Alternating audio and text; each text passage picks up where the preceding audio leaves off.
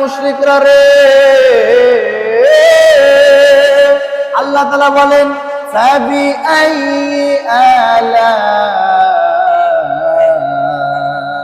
রাব্বিকুমা তুকাজ্জিবান। এতবার তোমরা আল্লাহ পাকের কোন নিয়ামতকে তোমরা অস্বীকার করো? এ মক্কার মুনাফিক, এ মক্কার কাফের মুশরিকরা রে, তোমরা শুনে রাখো, আল্লাহ পাক রব্বুল আলামিন এত নিয়ামত দিয়েছে। আল্লাহ পাক রব্বুল আলামিন বলেন, এ তামাম দুনিয়ার মুসলমান তোমরা শুনে রাখো, তোমরা কি পাখির দিকে তাকিয়ে তোমরা বুঝতে পারো না আল্লাহ পাক রব্বুল আলামিন এর তো কোনো, এই যে পাখি আল্লাহ পাক রব্বুল আলামিন সৃষ্টি করেছেন, এই পাখির তো নিশ্চয়ই কোনো রব আছে। পাখি কিভাবে হচ্ছে আসমানে একা একা ওরে পাখির ডানার মাধ্যমে? আমার ভাইজান, কাফেররা কি পাখির দিকে তাকায় না? পাখির দিকে তাকালেই তো তারা বুঝতে পারে এই পাখির রবকে, নিশ্চয়ই এই পাখির সৃষ্টিকর্তা আছে। আমার ভাইজান, আল্লাহ পাক রব্বুল আলামিন আপনাকে আমাকে অনেক নিয়ামত দিয়েছে, অনেক নিয়ামত দিয়েছে, যে নিয়ামতের আমরা কখনো শুকরিয়া আদায় করে শেষ করতে পারবো না। এই জন্য আমার আল্লাহ তাআলা বলেন ফাবি আইয়ি আলাই রাব্বিকুমা তুকাজ্জিবান। আল্লাহ পাক রব্বুল আলামিন অসংখ্য অসংখ্য নিয়ামত দিয়েছে। এত নিয়ামত দেওয়ার পরেও মক্কার কাফের মুশরিকরা আল্লাহ পাক রব্বুল আলামিনের নিয়ামতকে অস্বীকার করে। আল্লাহ পাক রব্বুল আলামিন যে তাদেরকে সৃষ্টি করেছেন এটা তারা মানে না, আল্লাহ বলতে যে একজন এটা তারা মানে না, মুহাম্মদ সাল্লাল্লাহু আলাইহি ওয়াসাল্লাম যে আল্লাহ পাকের প্রেরিত রাসূল এটা তারা মানে না।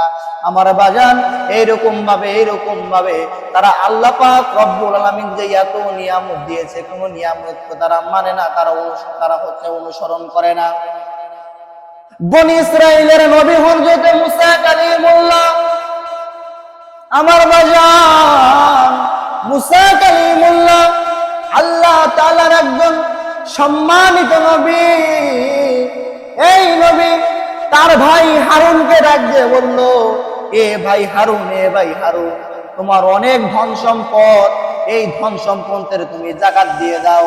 আল্লাহ পাক রব্বুল আলামিন তোমাদেরকে অনেক নিয়ামত দিয়েছে, আল্লাহ পাক রব্বুল আলামিন তোমাকে অনেক ভালোবেসেছে, আল্লাহ পাক রব্বুল আলামিন তোমাকে এত ধন সম্পদ দিয়েছেন।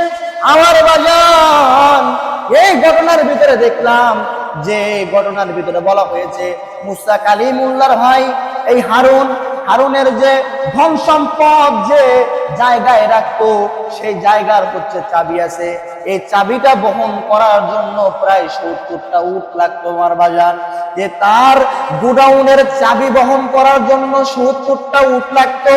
তাহলে মুসা কালিমুল্লাহর ভাই হযরতে মুসা কালিমুল্লাহর ভাই এই হারুনকে আল্লাহ তাআলা কত ধন সম্পদ দিয়েছিল।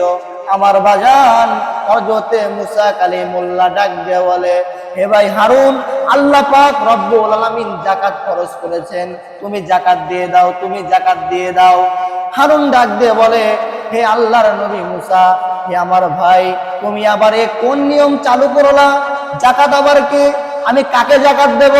আমি কোনো যাকাত দিতে পারবো না, কোনো যাকাত আমি দিতে পারবো না।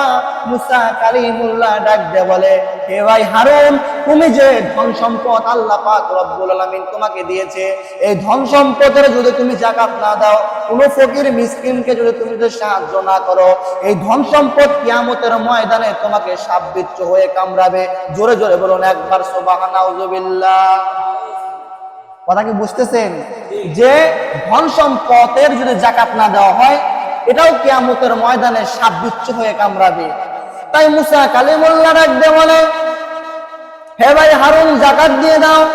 হারুন, কিতাবের ভিতরে বর্ণনা করা আছে, হারুন অস্বীকার করলো, না আমি কোনো যাকাত দিতে পারবো না, আমি কোনো যাকাত দিতে পারবো না, আমি কোনো যাকাত দিতে পারবো না, আমার ধন সম্পদ আমি হলো ভক্ষণ করব, কোনো যাকাত দিতে পারবো না।